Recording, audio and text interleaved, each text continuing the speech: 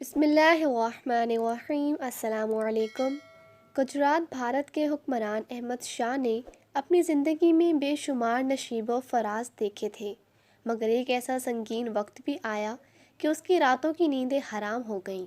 کئی دن بے قراری میں گزری، لیکن بالآخر اس نے اپنے اضطراب پر قابو پا لیا اور ایک مقدمے کا فیصلہ اس طرح کیا کہ تاریخ کے سینے پر ہمیشہ کے لیے نقش ہو گیا۔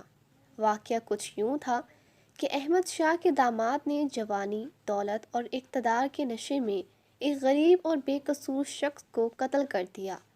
مقتول کے وارثوں نے کوشش کی کہ وہ شاہی عدالت تک اپنا مقدمہ لے کر جائیں، مگر قاتل کے ساتھیوں نے اس مفلس خاندان کو تباہ و برباد کرنے کی دھمکیاں دیں، جس کے نتیجے میں معاملہ دب گیا اور خون کا دعویٰ کرنے والوں کی زبانیں بند ہو گئیں۔ چند سال خاموشی سے گزر گئے، مگر ایک دن کسی نہ کسی طرح احمد شاہ کو اس خونی واقعے کی خبر ہوئی۔ اس نے مقتول کے وارثوں کو بلایا اور ان سے حقائق کی وضاحت طلب کی۔ انتہائی تفتیش کے بعد جب یہ بات ثابت ہو گئی کہ مرنے والا بے قصور تھا، تو احمد شاہ نے اپنے داماد کو سزائے موت سنا دی۔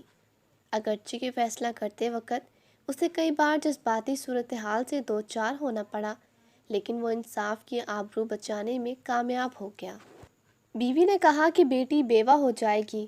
احمد شاہ نے جواب دیا کہ جب ایک غریب کی بیٹی بیوہ ہو سکتی ہے تو پھر شہزادی کو بھی بیوگی کا لباس پہن لینا چاہیے۔ یہ کہہ کر اس نے جلادوں کو سزا کی تکمیل کا حکم دیا۔ داماد کو پھانسی دے دی گئی اور اس کی لاش 24 گھنٹے تک سولی پر لٹکتی رہی۔ دفن کے بعد جب یہ طوفان گزر گیا تو احمد شاہ کے قریبی عزیزوں نے کہا کہ آپ خون بہا دے کر اپنے داماد کی جان بچا سکتے تھے۔ یہ سن کر وہ غضبناک ہو گیا اور اس نے انتہائی قہر آلود لہجے میں کہا، خون بہا، خون کا معاوضہ وہ ہے جسے مقتول کے وارث خوشی سے قبول کریں، اس طرح کہ ان کے دل پر کوئی بوجھ نہ ہو اور نہ ذہن پر کوئی خوف۔ آج جو لوگ مجھے مذہبی قانون سکھا رہے ہیں، ان کے انصاف کا یہ عالم ہے کہ مرحوم کی بیوی بچے 3 سال تک موت کے ڈر سے عدالت میں اپنا مقدمہ بھی پیش نہ کر سکے۔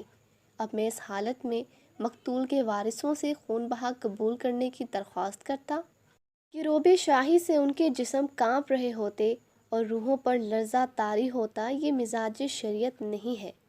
اگر میں مرنے والے کے عزیز و اقارب کو جبراً آمادہ کر بھی لیتا تو یہ ایک رسم بن جاتی، پھر گجرات کے امراء اور شہزادے اپنے اپنے خزانوں سے خون بہا دیتے رہتے، غریب قتل ہوتے رہتے اور اسلامی قانون کی آڑ میں انسانی جانوں کی تجارت کا بازار گرم ہو جاتا۔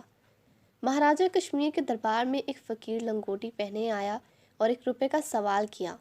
مہاراجہ نے حکم دیا اسے 1 تھیلی روپوں کی دی جائے اور فقیر کو مخاطب کرتے ہوئے فخر سے کہا، تم بھی کیا یاد کرو گے کہ کس مہاراجہ سے پالا پڑا ہے۔ فقیر کی غیرت کو یہ بات انتہائی ناگوار گزری۔ اس نے بھرے دربار میں لنگوٹ کھولا، تھیلی پر پیشاب کیا اور مہاراجہ سے بولا، تم بھی کیا یاد کرو گے کہ کس فقیر سے پالا پڑا ہے۔ یہ کہہ کر فقیر رخصت ہوا اور مہاراجہ منہ دیکھتا رہ گیا۔